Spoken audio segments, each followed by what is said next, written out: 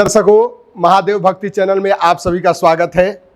जैसा कि आप लोग बहुत सारा वीडियो देखते होंगे, हम लोग भगवान शंकर से जितने भी रिलेटिव मंत्र होता है, उपाय होता है, तो हम लोग बताते रहते हैं। लेकिन आज काशी के प्रसिद्ध वैदिक विद्वान पंडित वीरेंद्र तिवारी जी पधारे हुए हैं। आज हम इनसे कुछ ऐसे उपायों के बारे में पूछेंगे कि महाराज, बहुत लोग भक्ति तो करते आ रहे हैं, भक्ति करते करते उनका समझिए कि उम्र भी 60-70 हो गया, लेकिन कहते हैं कि भगवान शिव की जितनी कृपा चाहिए उतनी कृपा नहीं बरसती है।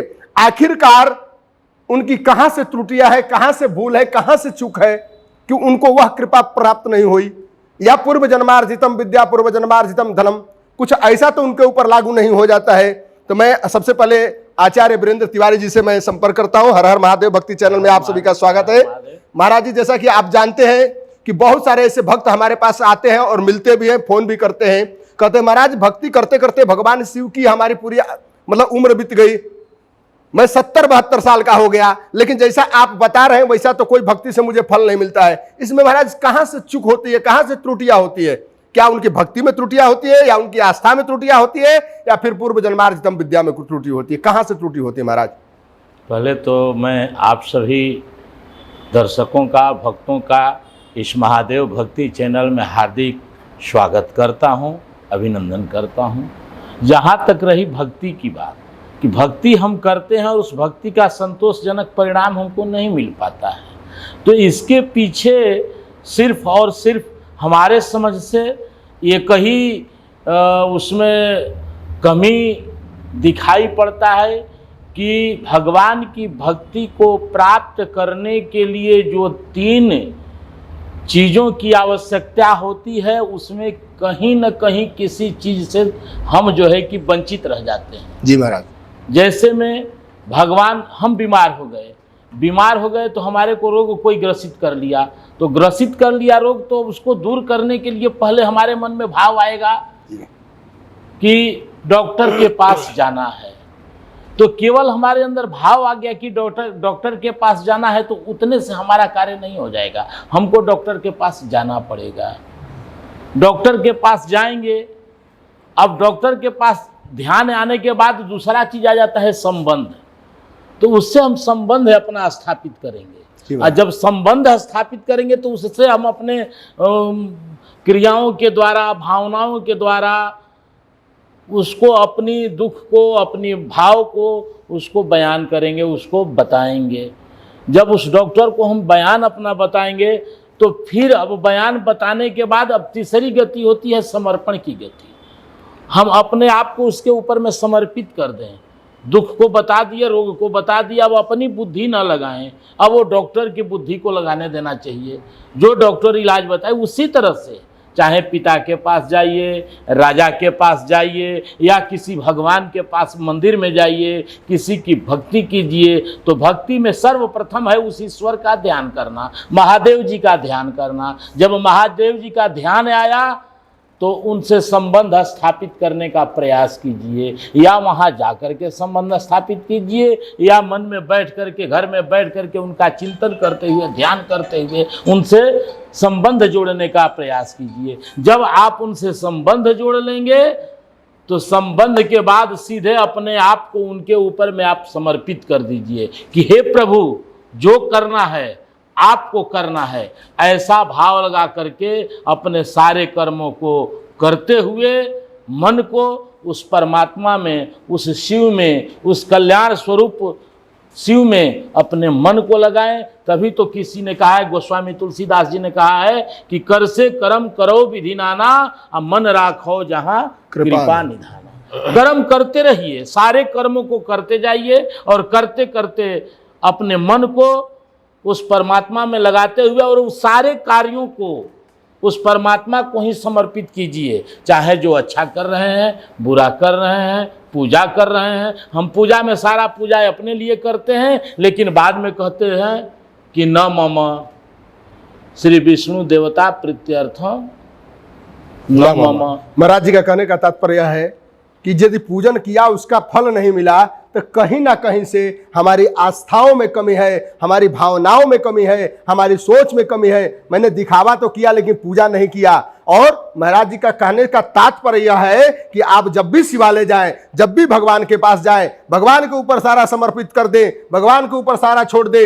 यदि मैं जो कार्य करूंगा वो उतना बढ़िया नहीं होगा, लेकिन भगवान जो मेरा कार्य करेंगे वह उत्तरोत्तर वृद्धि सफलता की ओर होगी, वह सबसे अच्छा होगा, उत्तम नहीं वह सर्वोत्तम होगा। बहुत बढ़िया महाराज जी, बहुत सुंदर। अच्छा, किसी ने बताया है महाराज कि भगवान शिव के ऊपर जलाभिषेक जब करने जाता है आदमी, तो मंत्रों का चैंटिंग करे। कोई बोलता है ओम नमः शिवाय करे, कोई बोलता है श्री शिवाय नमस्तुभ्यम करे। तो महाराज आपके अनुसार क्या करना चाहिए? देखिए, मेरे अनुसार तो वैदिक ग्रंथों में आया है कि वेदः शिवः शिवो वेदो जी, वेदाध्यायी सदा शिवः तस्मात् सर्व प्रयत्नेन वेदमेव सदा पठेत। बहुत सुंदर। वेद ही शिव है, शिव ही वेद है। वेद के जितने अध्याय पर्याय श्लोक हैं सब शिव हैं। वेद को पढ़ने वाला शिव है, वेद का अध्ययन करने वाला भी शिव है। यानी शिव का अर्थात कल्याण। यह स्वरूप जो है भगवान शिव का, वह कल्याणकारी स्वरूप है। और कल्याण करने के लिए, जगत के कल्याण करने के लिए ही भगवान ने विष का पान किया। और जब उन्होंने विष का पान किया तो उस विष पान के समय जो है कि जब उनके शरीर में एक अजीब हलचल होने लगा, तो देवताओं ने उनको शांति प्रदान करने के लिए, शरीर उनका शांत रहे, शरीर में कोई उनके आदि व्याधि न आए, क्योंकि जो दूसरे का कल्याण करने वाला है अगर वह कष्ट में आता है तो पूरी सृष्टि कष्ट में आ जाती है। इसलिए उस भगवान को जलाभिषेक, दुग्धाभिषेक इत्यादि करके उनके उस ज्वाला को, जो विष वाली ज्वाला है, उसको शांत किया गया था। और तब भगवान प्रसन्न होकर के उन अभिषेक कर्ताओं को, अभिषेक करने वालों को अभिष्ट सिद्धि का वरदान दिए। और तभी से यह परंपरा चली आ रही है कि भगवान शिव का जो अभिषेक करेगा वैसे वैसे उनकी कामनाओं की पूर्ति। महाराज जी का कहना यह है, महाराज जी के साक्षात कहने का तात्पर्य है कि वेदः शिवः शिवो वेदो वेदाध्यायी सदा शिवः तस्मात् सर्व प्रयत्नेन वेदमेव सदा पठेत। जो वेद है वह शिव है, जो शिव है वह वेद है। पूरा ब्रह्मांड शिवमय है, पूरा ब्रह्मांड वेदमय है, पूरा ब्रह्मांड ज्ञानमय है। आप केवल भाव से आइए, भावनाओं से आइए, भगवान के ऊपर एक लोटा जल चढ़ाइए। कोई ज्यादा मंत्रों की जरूरत नहीं है। जो भी मंत्र पढ़ते हैं वह शिव का स्वरूप है। जो भी मंत्र पढ़ते हैं, जो भी मंत्र पढ़ के चलाते हैं, वह शिव का स्वरूप है। आप किसी भी मंत्र से जल चढ़ाइए, भगवान आपको उत्तर फल देंगे। और आप जिस कामना, जिस भावना से आते हैं मंत्र में जलाभिषेक करने के लिए मंदिर में, वह भावना अब भगवान के प्रति आस्था स्नेही होना चाहिए, विश्वास पूर्ण होना चाहिए, विश्वास रखना चाहिए कि महादेव हमारी भावनाओं को, हमारे कर्मों को, हमारे किए हुए पूजन को उत्तम फल देंगे। यह भगवान शिव का अभिषेक करने का फल होता है, महाराज जी के द्वारा बताया गया। महाराज जी ये बताइए कि बहुत लोग ऐसे भी मिलते हैं जो कहते हैं कि शिव पे रात्रि को जल नहीं चढ़ाना चाहिए। आपका इसमें क्या मत है? चढ़ाना चाहिए या नहीं चढ़ाना चाहिए? देखिए, शिव के लिए तो आया है कि भगवान शिव जो हैं वो जल प्रिय हैं जी, भाव प्रिय विष्णु हैं, श्रृंगार प्रिय भगवती हैं।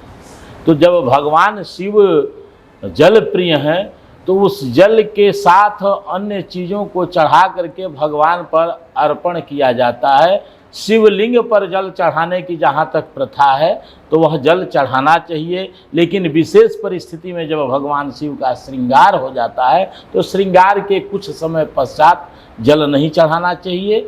और ऐसी लोक मान्यता है। और भगवान के श्रृंगार, महाराज जी का पूरा कहने का तात्पर्य है कि आप जितने भी 12 ज्योतिर्लिंग है वहां 24 घंटा जल चढ़ा सकते हैं, लेकिन बाकी जो शिवलिंग है यदि उस पर श्रृंगार हो गया, सायंकालीन है, तो आपको जल नहीं चढ़ाना चाहिए। विशेष परिस्थिति में हो तो आप जल चढ़ा सकते हैं, बाकी कोशिश करना चाहिए कि सायंकालीन जल नहीं चढ़ाना चाहिए। बहुत बहुत महाराज जी आपका साधुवाद, धन्यवाद। आप हमारे चैनल में आए और बहुत अच्छा लगा। ऐसे ही आप आते रहिए, हम आपको पुनः निमंत्रण आमंत्रण करेंगे आपके साथ बैठ करके। मुझे बहुत अच्छा लगा।